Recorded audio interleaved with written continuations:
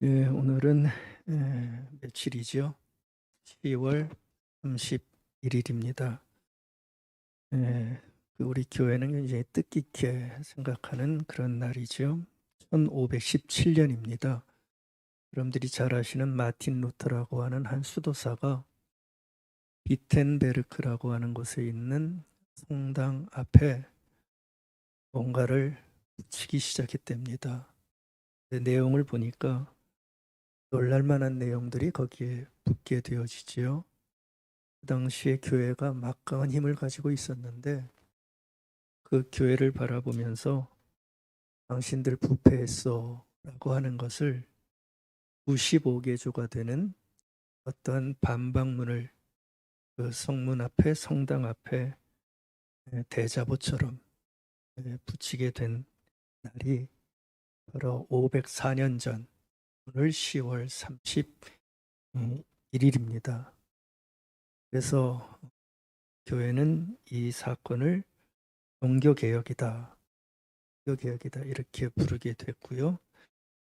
이날을 기점으로 인해서 교회만이 아니라 우리의 모든 삶에 굉장히 큰 영향력을 미치는 사건으로 남게 된 날이 바로 오늘 10월 31일이 됩니다. 교회적으로 얘기하면 그때 루터가 주장했던 게 그런 거였죠. 우리는 지금 그렇게 믿지 않지만 당시에는 폭탄과 같은 발언들을 쏟아냈습니다. 교황은 무호하지 않다 라고 하는 것을 말을 했고요. 교회가 하나님의 말씀인 성경과 지금 다른 것을 말하고 있다. 그래서 교회가 지금 부패해져 가고 있다. 이런 것들을 겁도 없이 얘기하기 시작했습니다.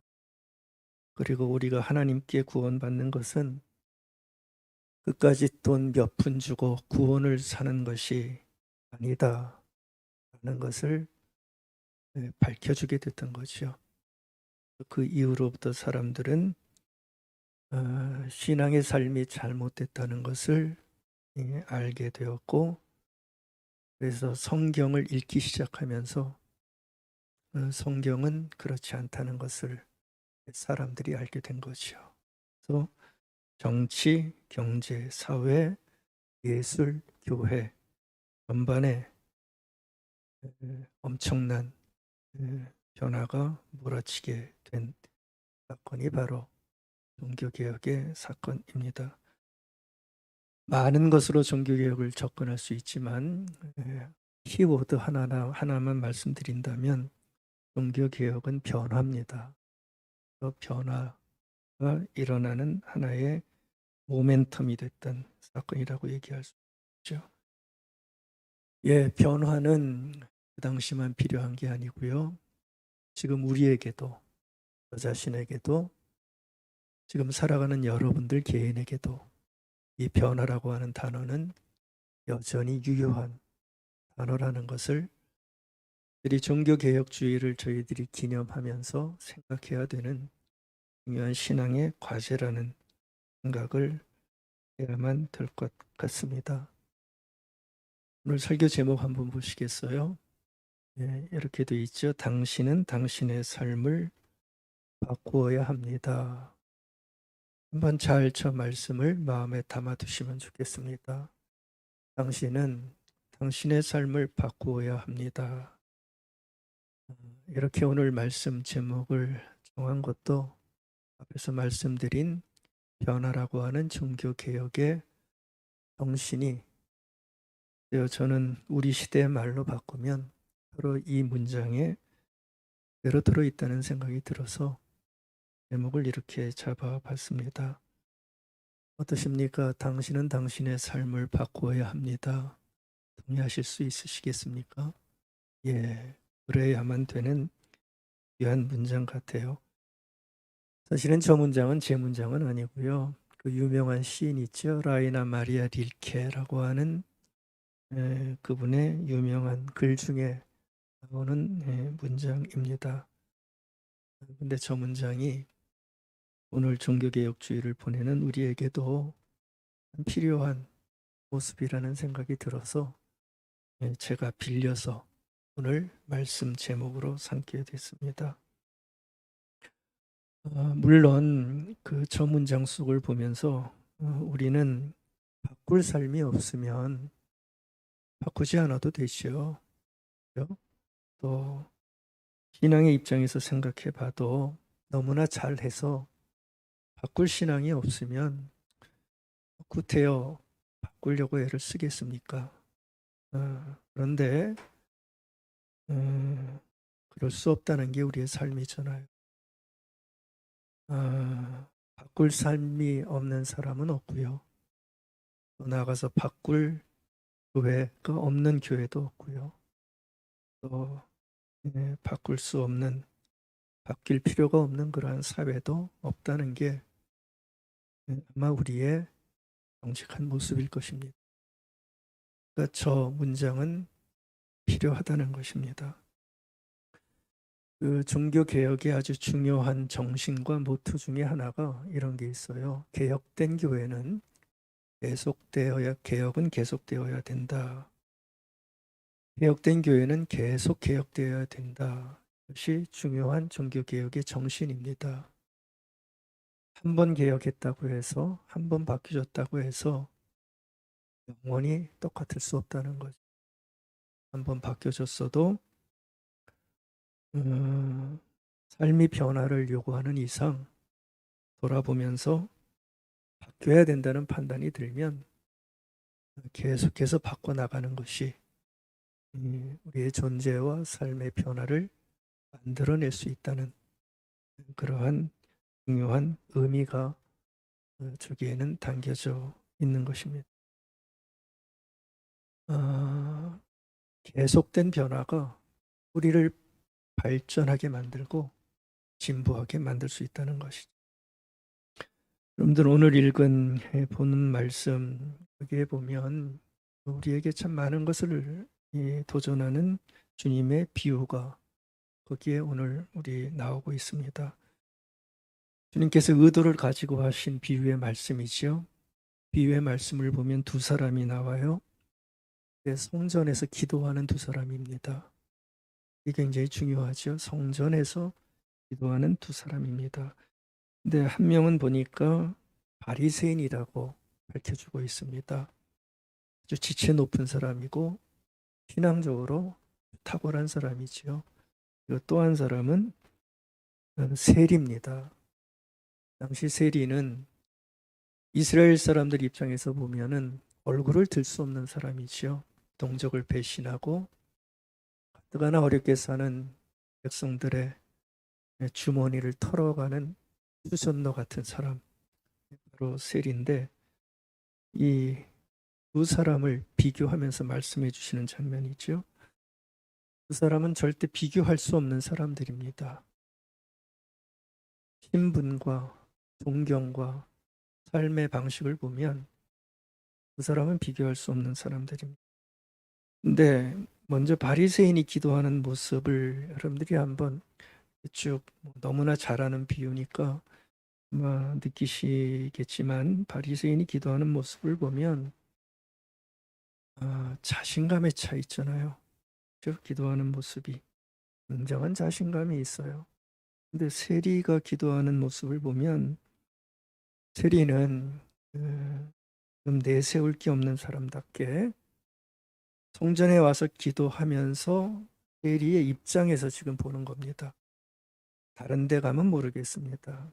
자기 세무소 가면 뭐 어떻게 될지 모르지만 교회 앞에 와서 성전 앞에 와서 기도하려고 하는 세리의 모습을 보면 뭐 내세울 게 없으니까 굉장히 초라하게 기도하는 모습을 우리에게 보여주죠. 제가 이 두 사람을 보면서 묻고 싶은 질문은 그겁니다. 이 두 사람 중에서 여러분들은 어떤 사람이 변화가 필요한 사람이라고 생각하십니까?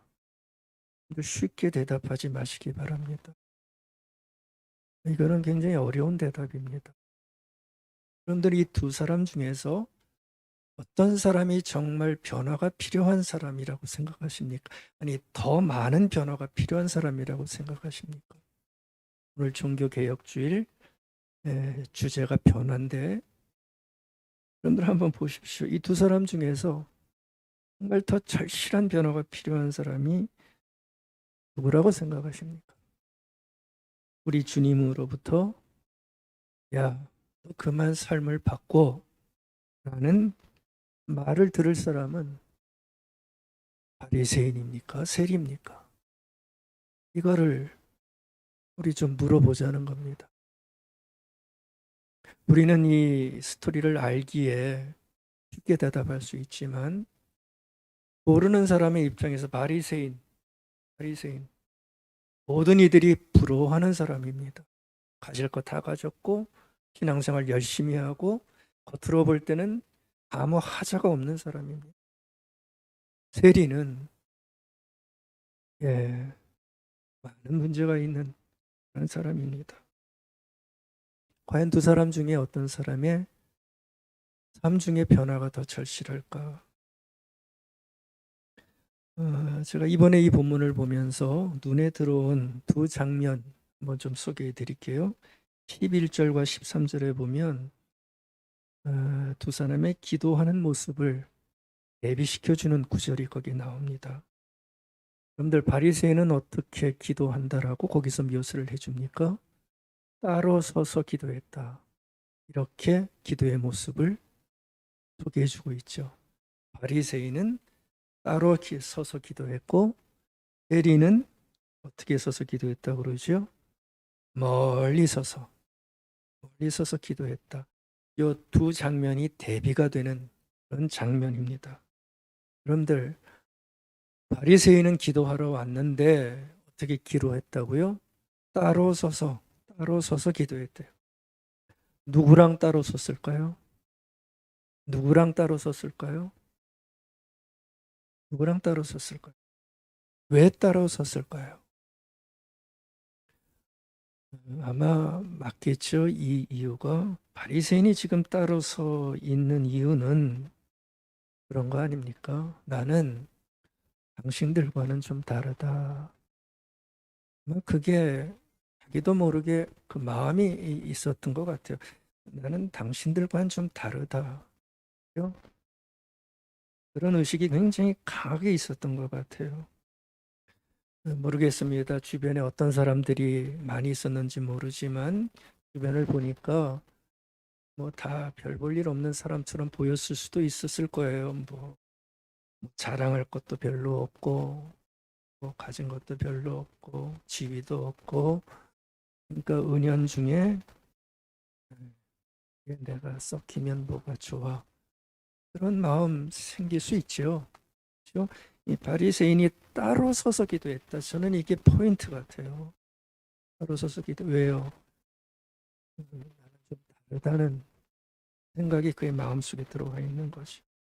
그래서 사람들과 비교하면서 바리새인 기도하는 모습 보셨어요? 자신은 그러면서 기도가 나오죠. 토색도 안 했다. 나는 불의 같은 거 안 했다. 난 가능 같은 거 꿈도 꾸지 않았다. 나는 뭐 금식도 많이 했다. 나 헌금도 잘 드렸다. 얼마나 어려운 겁니까? 그죠? 훌륭한 것들입니다. 어떻게 보면 자랑할 만한 모습입니다. 거기까지는 칭찬할 수 있겠지만 문제는 뭐였어요? 난 다르다라고 하는 그 의식, 그 구별 의식이라고 보통 얘기하죠. 구별 의식이 이 사람에게 차 있다는 게 아주 결정적인 문제가 있는 것 같습니다. 요즘 말로 하면 노는 물이 다르다는 거지요. 또 요즘 말로 하면 수준이 다르다. 여러분들, 이거 굉장히 심각한 문제예요. 제가 웃으면서 얘기하지만 사실 우리 사회에도 이것 때문에 갈등이 얼마나 많은 사회입니까? 노는 물이 달라. 수준이 달라. 그래서 다르다는 의식이 그 좋은 행동을 가진 그 사람한테 그게 차 있는 거예요. 그렇죠? 더구나 이 자리는 어떤 자리입니까? 기도하는 자리잖아요. 기도하는 자리는 어떤 자리죠? 자기를 내려놓는 겸허한 자리입니다.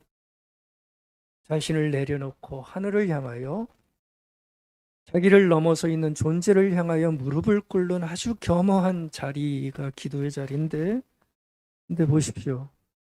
그러한 겸허한 자리인 기도의 자리에 나왔는데도 따로 서서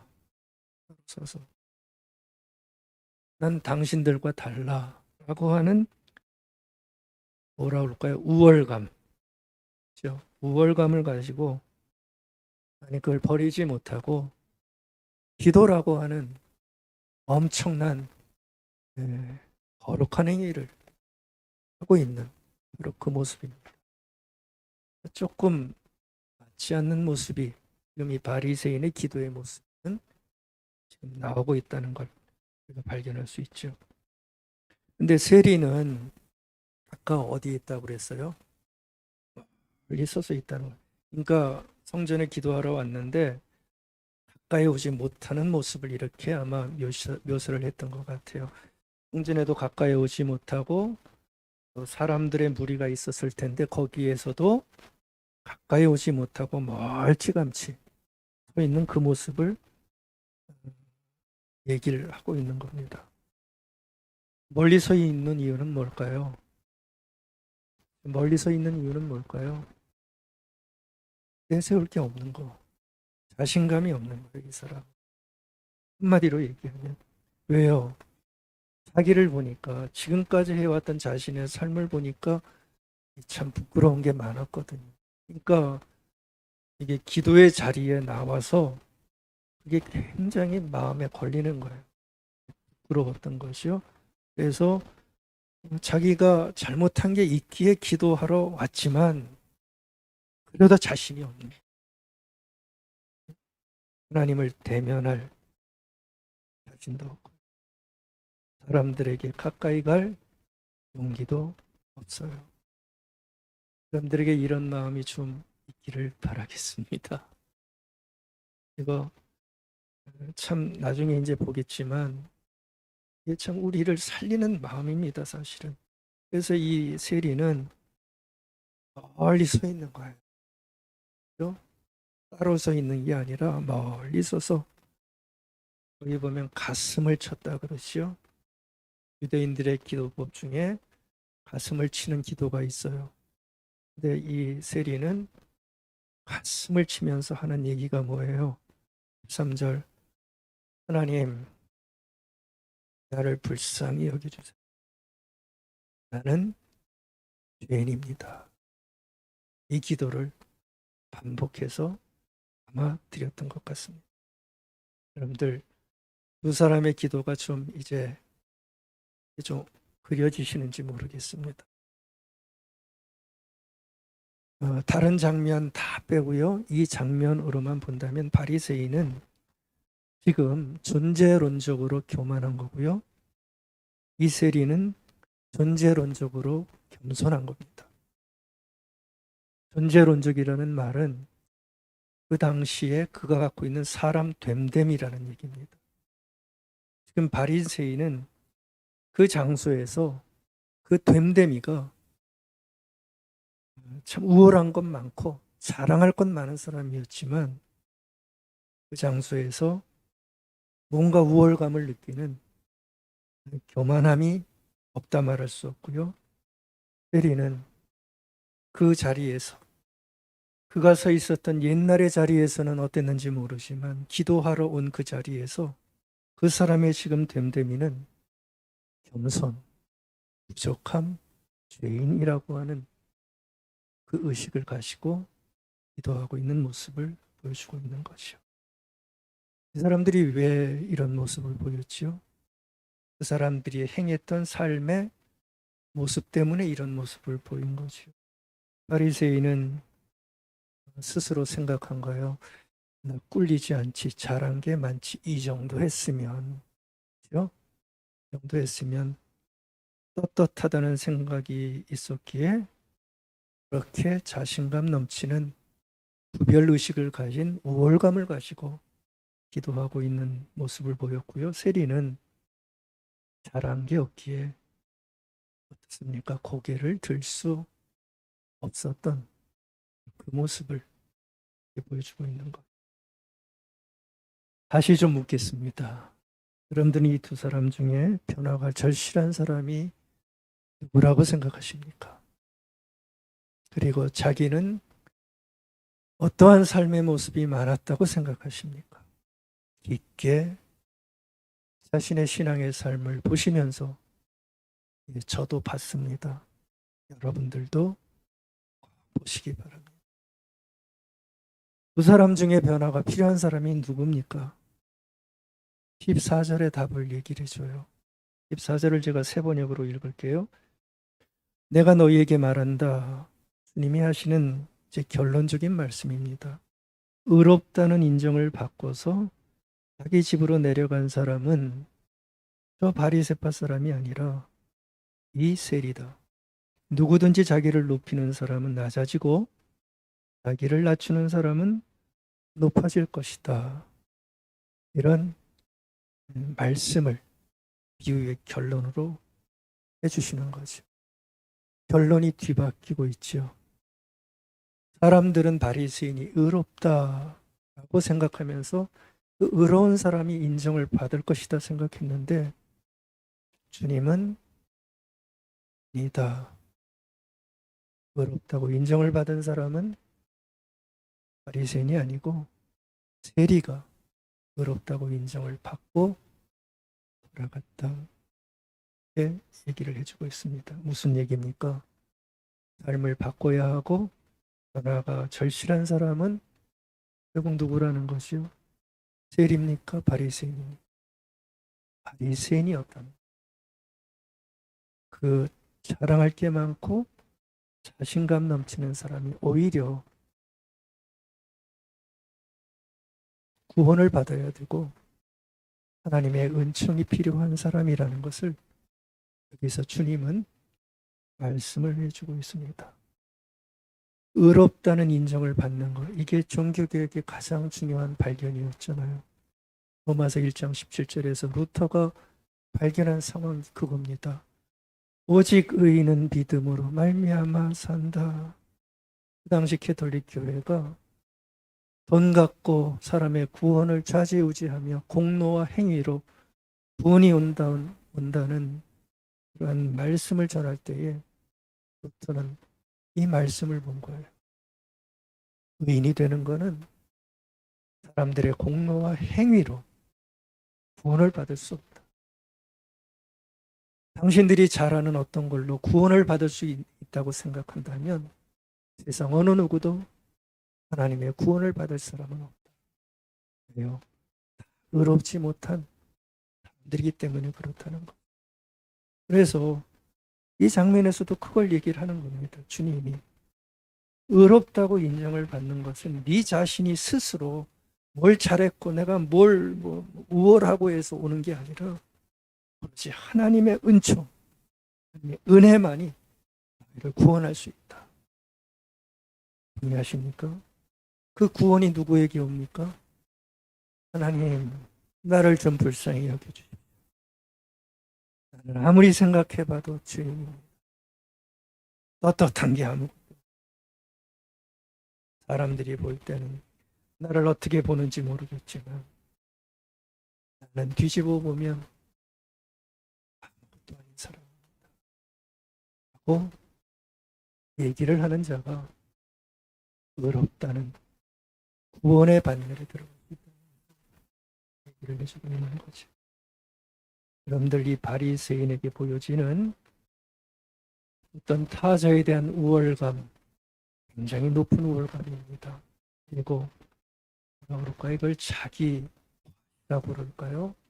이 시대에 너무나 만연하고 있는 자기 과시, 자기 의시됨. 그래서 내가 뭘 이루었다고 하는 자기 공로, 그리고 나와 너는 다르다고 하는 구별 의식은 잘 보십시오. 이런 것들이 지금 자기를 죽이고 있고 다른 사람들마다 죽이고 있는 성경향, 강한 법으로 작용하고 있다는 것을 제가 이 장면에 좀 바리새인에게서 보여지는 의로움, 우월의식, 자기 과시, 공로의식, 이런 것들이 우리의 삶을 바라보면 이게 우리를 망치는 거예요. 이런 사람들이 모인 사회가 망하는 사회가 돼요.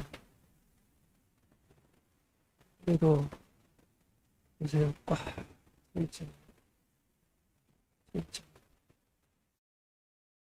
여러분들 이런 의식이 깊어지면 암이 퍼지는 것처럼 잡을 수 없어서 손을 쓸 수가 없어요. 손을 쓸 수가 없어요.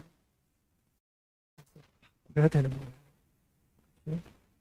그래서 바꿔야 되는 거예요. 난 당신과 달라. 이런 의식이 바뀌어져야 되고요. 교회적으로 얘기하는 우리 교회는 수준이 높지. 그러면서 만연하고 있는 교회들의 모습들, 이런 우월감들, 그래서 나타나는 배제의 마음들, 존재론적 과시의 마음들을 어떻게 바꿔야 되겠습니까? 어떻게 바꿔야 되겠습니까? 겸손한 마음.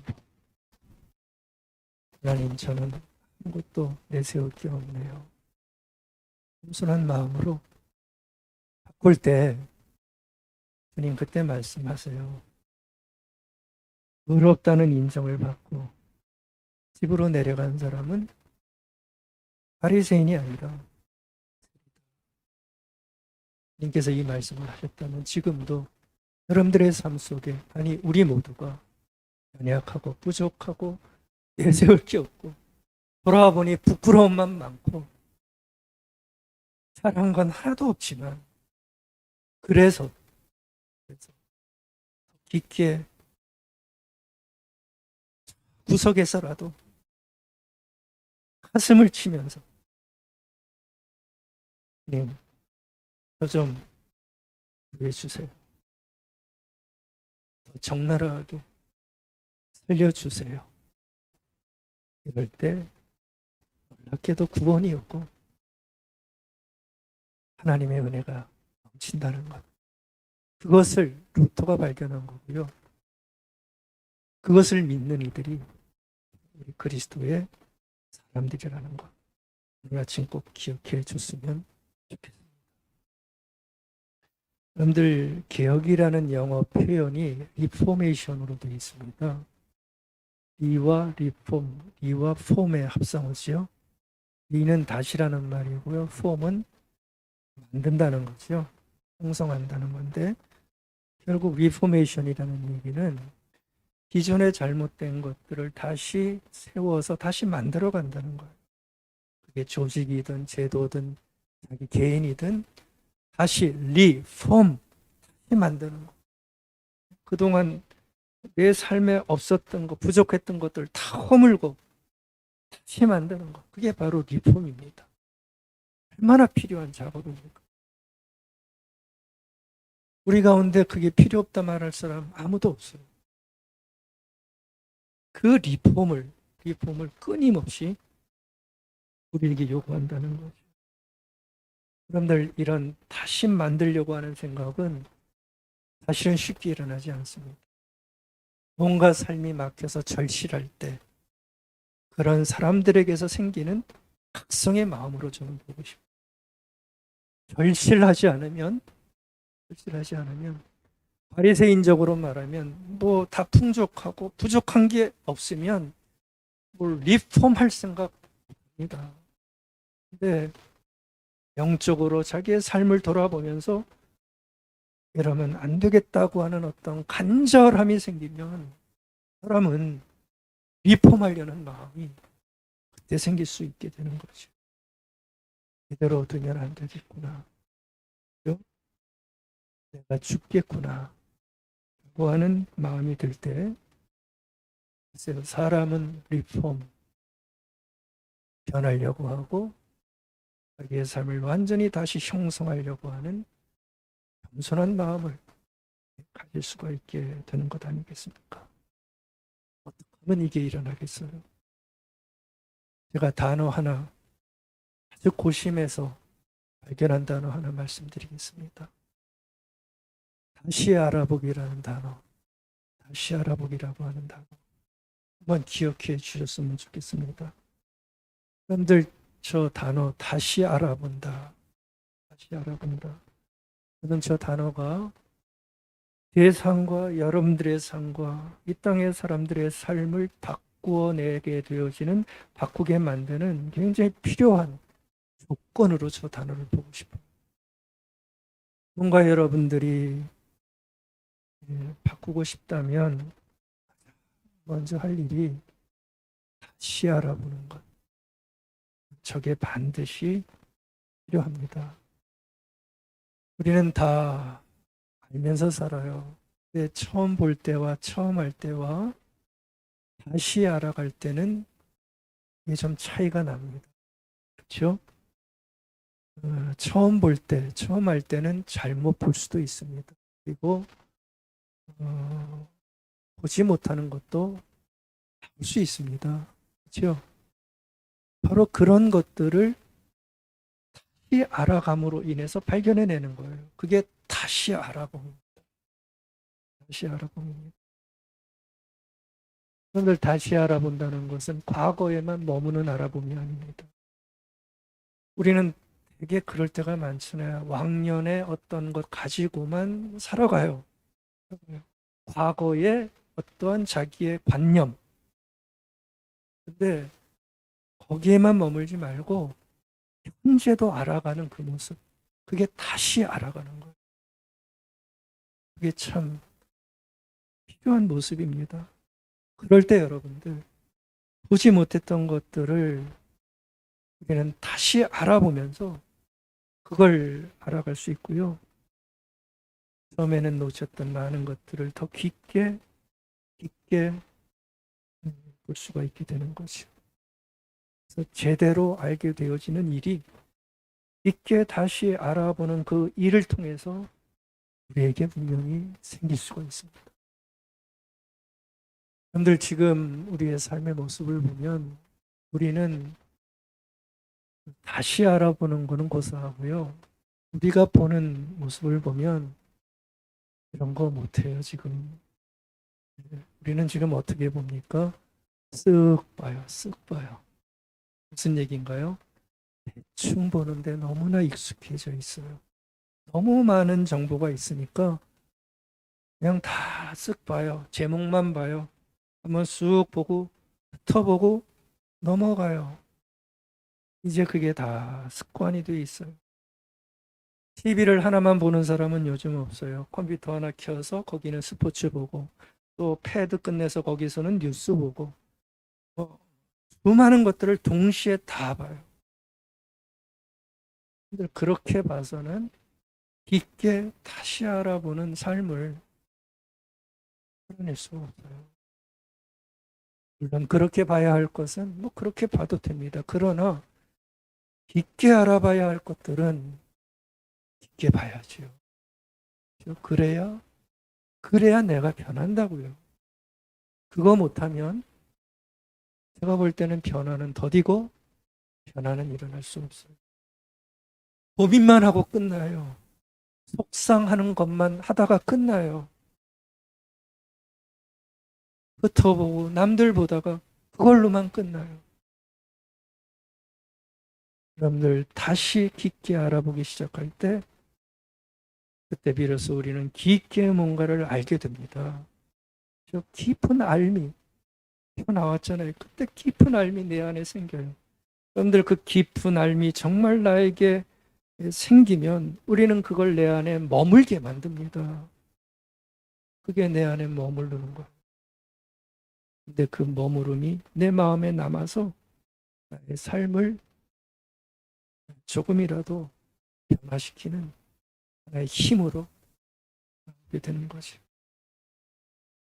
여러분들이 만약 사랑에 대해서 아픔이 있고 사랑에 대해서 부족하시다면 예를 드는 겁니다. 사랑을 깊게 다시 보시기 바랍니다. 그거 보지 못하면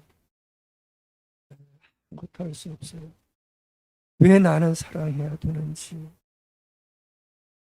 왜 나는 지금 사랑을 못하는지, 나에게 필요한 모습은 무엇인지, 나의 사랑을 막고 있는 건 무엇인지, 그걸 봐야지요. 봐야지요. 그러면서 알게 되는 거예요. 내가 부족한 건 이런 거예요. 나에게 필요한 사랑은 이런 거예요. 알게 되는 거예요. 그게 내 안에 머물게 되는 거죠. 그 머무름이 나의 삶을 변화시키는 거예요. 그래야만 우리의 삶에 리폼이 일어나는 거예요. 여러분들 이 도식을 좀 마음 열고 좀 받으십시오. 받으십시오. 이 중요한 삶의 변화의 모습입니다. 믿음도 마찬가지예요. 나 왜 이렇게 믿음이 없고 뭐 맨날 교회 와도 그런 것 같고 뭐 뭐야 이런 생각이 드시면 믿음을 깊게 다시 보세요. 성경을 보고 믿음이 뭔지, 내 믿음은 어디에 문제가 있는지, 내 삶은 뭐 때문에 이런 건지 깊게 보면서 믿음을 발견하고 그 믿음이 내 안에 머물기 시작합니다. 그 믿음이 내 삶을 변화시키는 데까지 그때 다시 삶이 바뀌게 되는 겁니다. 여러분들 루터가 거대한 교회 권력과 맞설 수 있었던 가장 큰 힘을 사람들은 성경이다 그렇게 얘기를 해요. 여러분들 그때 교회 권력과 맞선다는 건 정말 엄청난 일이었거든요. 근데 그 권력과 맞설 수 있었던 가장 근본적인 힘이 루터가 알았던 성경에 있었다고 다 얘기를 합니다. 루터는 성경을 깊게 봤고요. 그 사람들이 말하는 것만 보지 않고 정말 성경 자체를 루터는 보기 시작했어요. 그러면서 새롭게 성경에서 뭘 얘기를 하고 있는지를 다시 알아가기 시작한 거예요. 반복적으로 읽고 꾸준히 보면서 루터가 그 일을 했던 거예요. 보니까 교회에서 주장하는 것이 사실이 아니란 것을 알게 됩니다.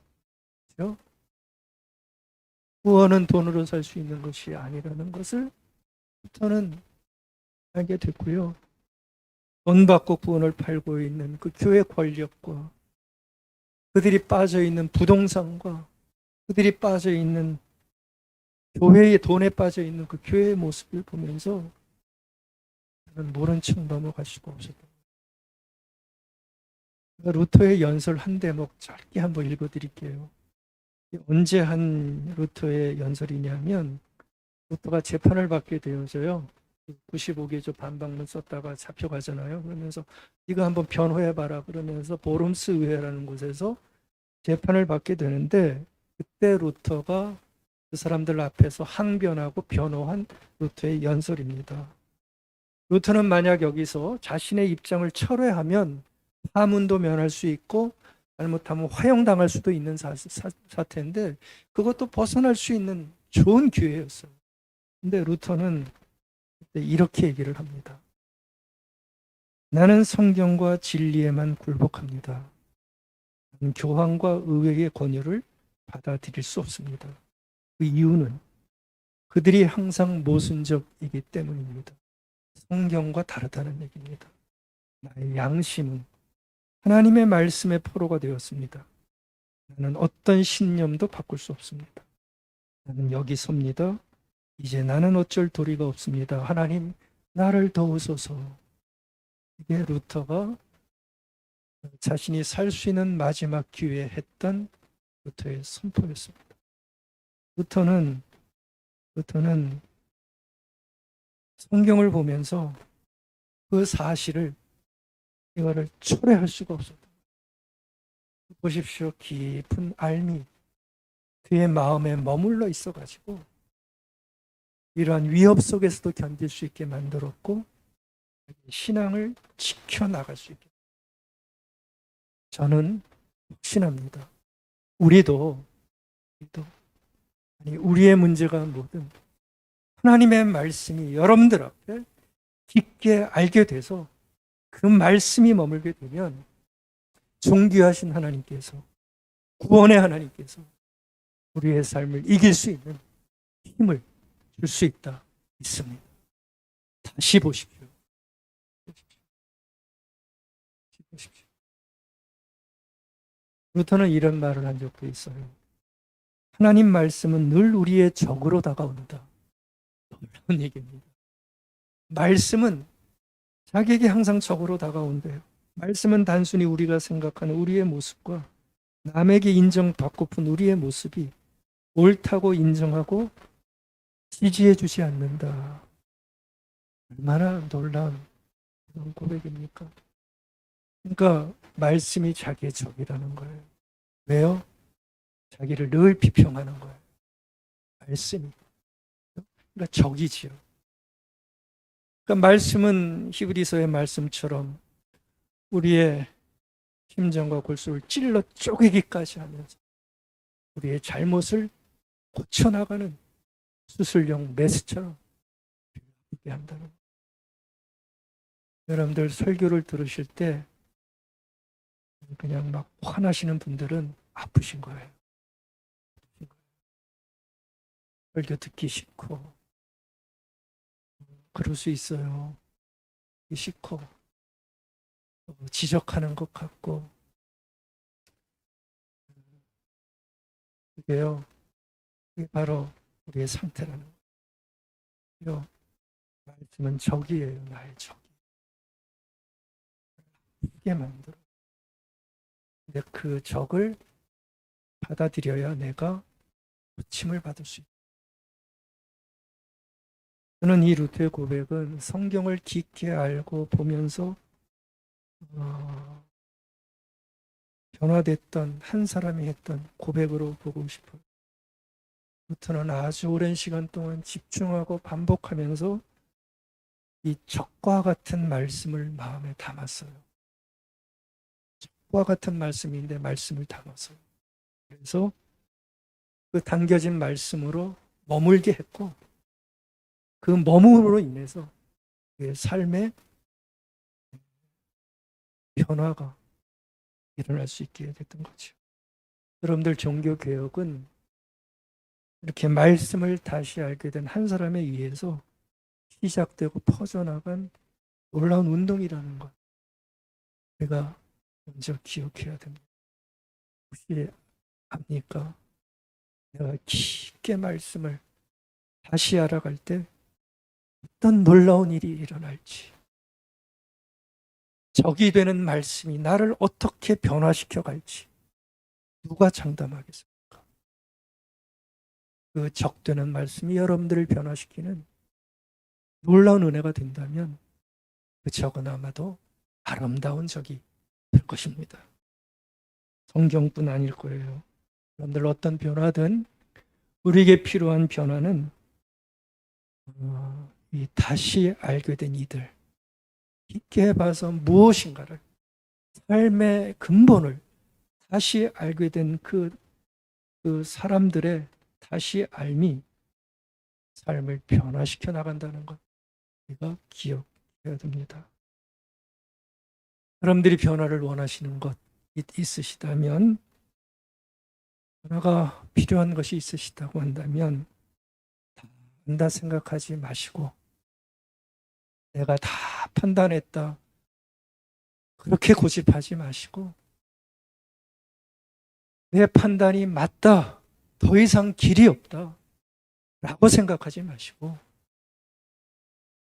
바리새인처럼 자신만만해하지도 마시고 세리처럼 겸손한 마음으로 그렇죠? 자신의 부족함을 인정하시면서 다시 깊게 보고 뭔가를 다시 치열하게 인생의 근본을 알아가기 시작하십시오. 바로 그때 우리의 삶은 리폼이 되는 거죠. 다시 형성되어지고 바뀌어지게 되는 것입니다. 우리 잠언서의 말씀 보면서 오늘 그걸로 마감하려고 하는데 큰 제목이 인생 수정이었잖아요. 그게 바로 오늘 얘기예요. 우리의 삶을 바꿔나가는 것. 교만을 얘기했고 시기를 얘기했고 질투를 얘기했고 탐심을 얘기했고 분노를 얘기를 했고 그것뿐이겠습니까? 우리의 삶을 아프게 만드는 수많은 것들이 있을 거기에서 우리의 삶을 변화시키려면 다시 알아가는 근본, 가장 중요한 것은 말씀을 다시 깊게 알아가는 그 삶이 저와 여러분들에게 일어나면 우리의 변화는 아름답게 일어날 수 있을 줄 믿습니다. 당신은 당신의 삶을 바꾸어야 합니다. 이 한마디 묵직한 단어입니다. 요즘 단풍이 좋고 낙엽이 좋지요. 혹시 산에 가셔서 단풍을 밟으실 기회가 계시다면 단풍과 함께 이 한 구절 떠올려 보시기 바랍니다. 당신은 당신의 삶을 바꿔야 합니다. 뭘 바꿀까? 나는 뭘 바꿔야 될까? 나에게 가장 필요한 변화는 뭘까? 낙엽을 밟으시면서 기도하시면서 하나님께 나아가 힘을 달라고 구하시기 바랍니다. 그럴 때만이 우리의 삶은 새롭게 만들어져 갈 것입니다. 이런 은총이 우리 모두에게 있기를 바라겠습니다.